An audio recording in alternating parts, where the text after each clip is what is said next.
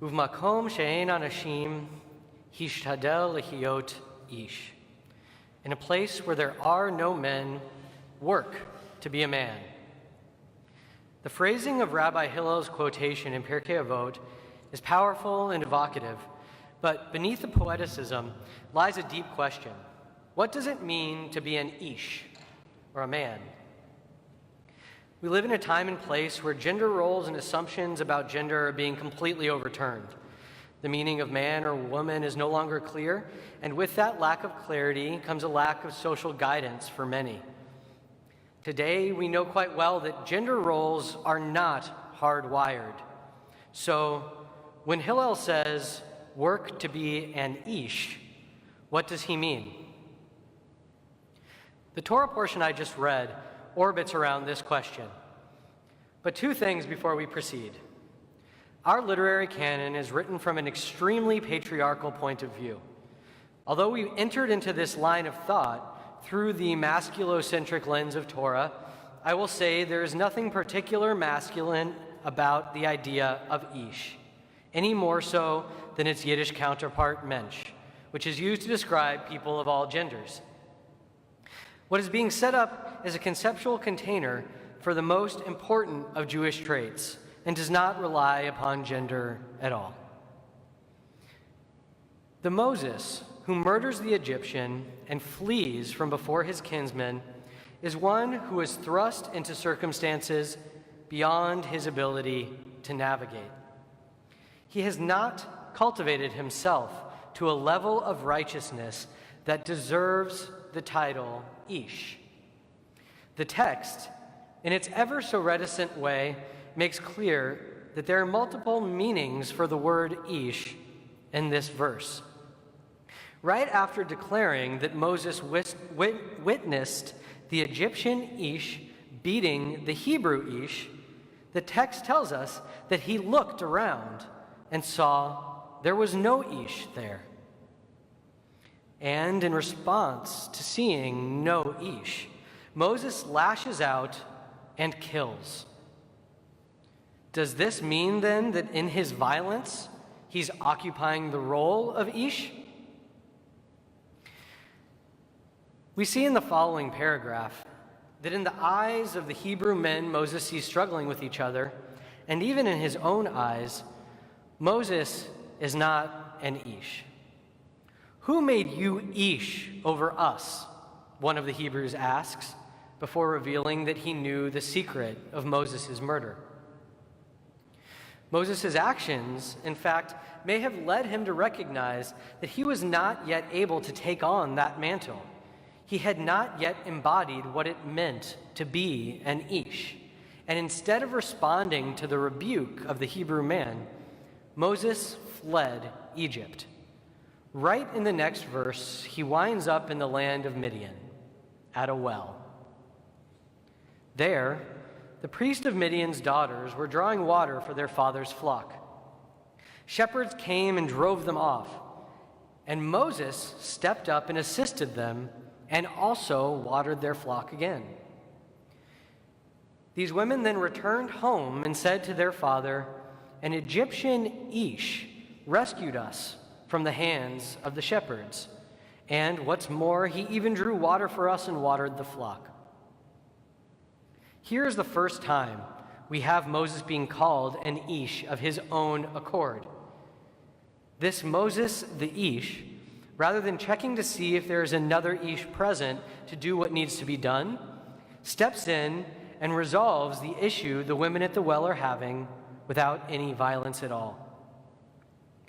Later in the Torah, we're given a hint at what defines Moses as an ish.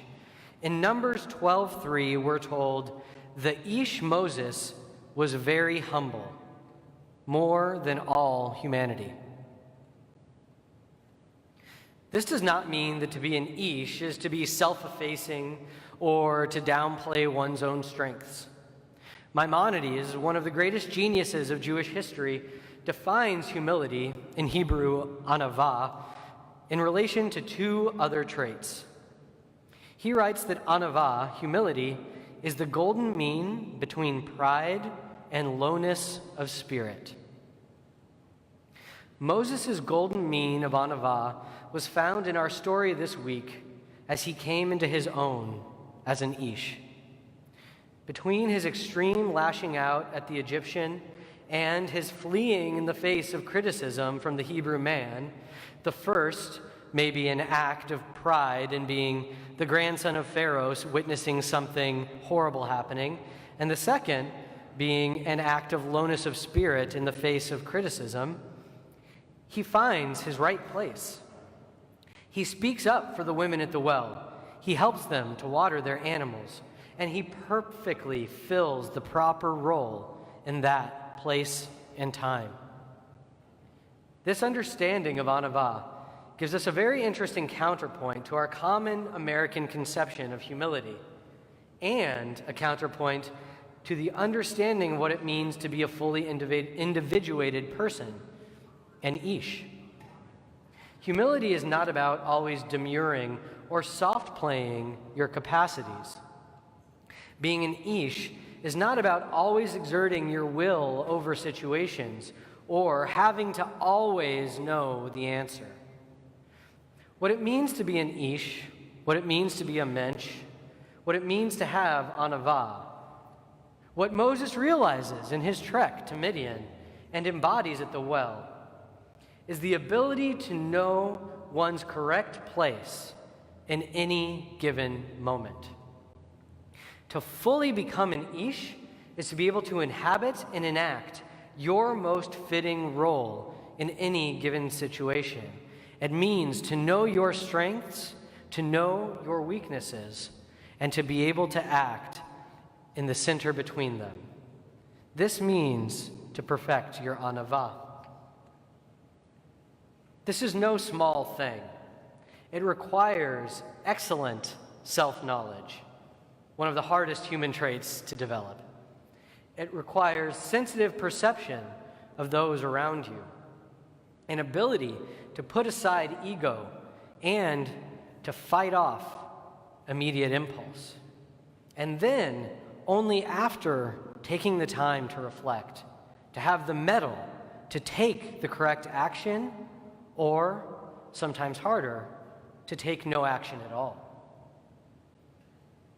When Hillel recommended that we be an ish in a place where there is no other ish, he was recommending that in times of trouble and of turmoil, in difficult situations, we make use of anavah.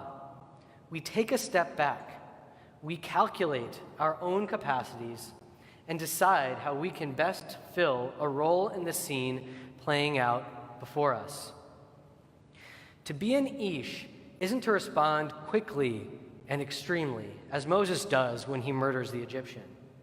But it is to take a stance that allows you to most fully make use of your own talents for the betterment of everyone involved. In this coming week, may we each find at least a moment of anavah in which we can manifest our inner ish, our inner mensch.